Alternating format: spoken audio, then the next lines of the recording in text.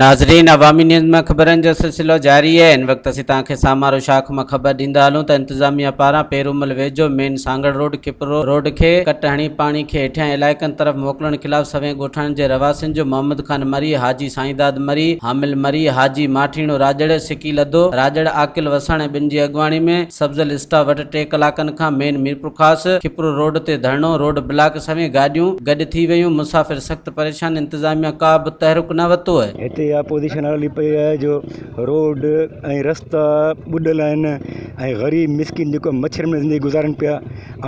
कसम अल्लाह जो कसम हिकिड़े ॾींहुं तोखे क़बर में वञिणो आहे। तुंहिंजो ई महल माड़ियूं जीअं तूं मरंदे तोखे चवंदा अब मैयत खणो, केरु कोन चवंदो त वज़ीर खणो। हाणे तूं जेको आहे हेलीकॉप्टर में दौरा पियो करी हिते हिकु ॾींहुं मच्छरनि सां गुज़ार, तोखे ख़बर पए त ग़रीबत छा आहे। हाँ, असीं जेकॾहिं हिते वेठल आहियूं, हीअ दे लयारी आहे, दे रोड़ो आहे, दे केरड़ो आहे, हीअ दियूं कंगल ते आहे, हिन खां पोइ जे कंडेर ते आहे। हीअ 6-7 दियूं असांजूं बुॾियूं पियूं आहिनि। को बि हिते केरु माण्हू चङो न आयो। बिरादर सभु अची गॾु थी विया। असां वटि पहिरियों ई बोर जो पाणी जाम जमा थी वियो आहे। उन खां पोइ असां वटि MNA न को बि ऑफिसर, को बि माण्हू असां वटि न पहुतो। असांजा ॿार बचा पाणी अंदरि ॿुॾा पिया आहिनि, पीअण जो पाणी बि नथो मिले। ते हूंदे बि शादिया था वेही सांगड़ रोड खे कटूं हणाए असांजे घर में डबल पाणी छॾियो आहे। असां मजबूर हिन रोड ते बीठा आहियूं।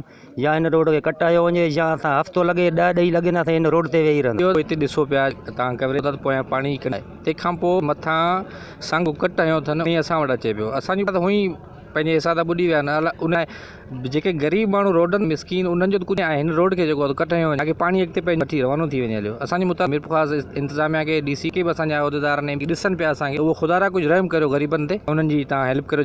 सांगड़ रोड के कट हई वही है, जेको पानी टोटल इन बिरादरी राजड़ बिरादरी टोटल गोट पानी असांजो इहो इंतज़ाल बो आहे बराए मीरपुर खास रोड के इन जी पानी हेठ निकरी वने। मज़ीद खबरों और तफसीलात के लिए विजिट करें हमारी वेबसाइट www.awamiNewsHD.com।